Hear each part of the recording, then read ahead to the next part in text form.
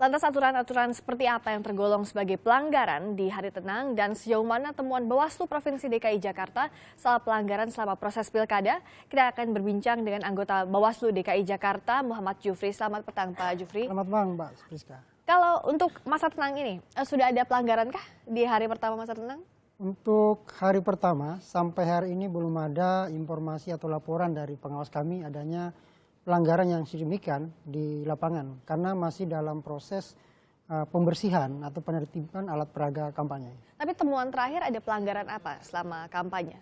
Yang paling terakhir ditemukan pengawas kami di lapangan itu adanya selebaran black campaign yang sekitar ratusan ribu. Ratusan ribu juga? Ya, bahkan tadi kemarin hari Jumat diangkut dari TKP ke lokasi diamankan di kantor Panwas Jakarta Barat, itu ada 2 kali truk diangkut. Dan kantor Panwas Jakarta Barat penuh dengan selebaran black campaign. Di mana itu tepatnya lokasinya, Pak? Kejadiannya dia di daerah Kebun Jeruk, ya, yang kejadian di Jakarta Barat yang begitu banyak selebaran black campaign yang ditemukan. Siapa yang membawa itu? Apa sudah dimintai keterangan? Ya, sementara ini dalam proses teman-teman di Sentra Gakumdu, ada kepolisian dan kejaksaan yang melakukan penanganan. Kita tidak tahu siapa, tapi ini adalah masyarakat, ya. Apakah ada unsur-unsur dari tim kampanye atau tidak, ini masih dalam proses penelusuran teman-teman di Gakumdu, polisi dan kejaksaan dan pengawas pemilu. Tapi bukan hanya ditemukan di Jakarta Barat, tetapi ada juga waktu hari Rabu kemarin ditemukan di 2 wilayah bersamaan, tangkap tangan juga, itu di wilayah Pisangan Timur, Jakarta Timur, sama Kelapa Gading, Jakarta Utara. Itu bersamaan, kemudian selebaran yang diedarkan juga sama. Cuma kalau di Jakarta Barat sama Jakarta Utara itu ada dua pasangan calon yang selebarannya didapatkan black campaign. Hampir sama black campaign-nya? Selebarannya sama. Oke, selebarannya sama persis. Tapi sampai sekarang pun belum tahu siapa itu yang... Ya, masih dalam proses penanganan teman-teman di lapangan. Kalau selama masa kampanye kemarin itu apa saja temuan-temuan yang dihimpun oleh Bawaslu? Pelanggaran-pelanggaran apa saja? Ya. Selama pelaksanaan pilkada di DKI Jakarta, kami dari pengawas pemilu itu sudah menerima dan menemukan laporan sebanyak 105 laporan maupun temuan. Dari 105 itu ada 43 setelah kita melakukan pembahasan dan kajian bukan merupakan pelanggaran. Tetapi ada 53 merupakan pelanggaran administratif yang sudah direkomendasikan kepada KPU untuk ditindaklanjuti.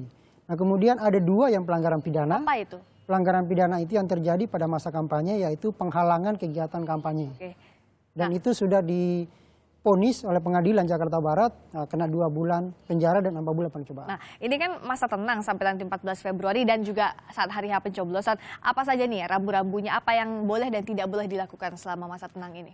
Ya, selama memasuki masa tenang pada pilkada ini, karena undang-undang mengatakan bahwa 3 hari setelah ditetapkan maka boleh kampanye, kemudian 3 hari sebelum hari H maka semua kegiatan kampanye itu dihentikan, tidak halal kegiatan. Maka 3 hari itulah dimaksud dengan masa tenang, masa-masa yang tidak boleh dilakukan oleh pasangan calon untuk melakukan aktivitas kegiatan-kegiatan kampanye seperti pemasangan alat peraga, kemudian melakukan pertemuan, melakukan selebaran, melakukan tatap muka, dialog, kampanye rapat umum, semuanya itu tidak boleh dilakukan oleh pasangan calon karena hari ini adalah masa-masa tenang yang diberikan oleh warga untuk berpikir. Nah, terakhir ini yang juga penting, kalau tadi ada black campaign yang dikhawatirkan terjadi, ini kalau di media sosial pengawasannya seperti apa kan tentu sulit. Kita tidak tahu yang menyebarkan black campaign misalnya lewat medsos itu buzzer atau akun resmi dari para pasangan calon selama masa tenang ini. Terkait dengan masalah media sosial, memang di dalam aturan bahwa tim kampanye boleh melakukan kampanye melalui media sosial, tapi dia harus didaftarkan di KPU.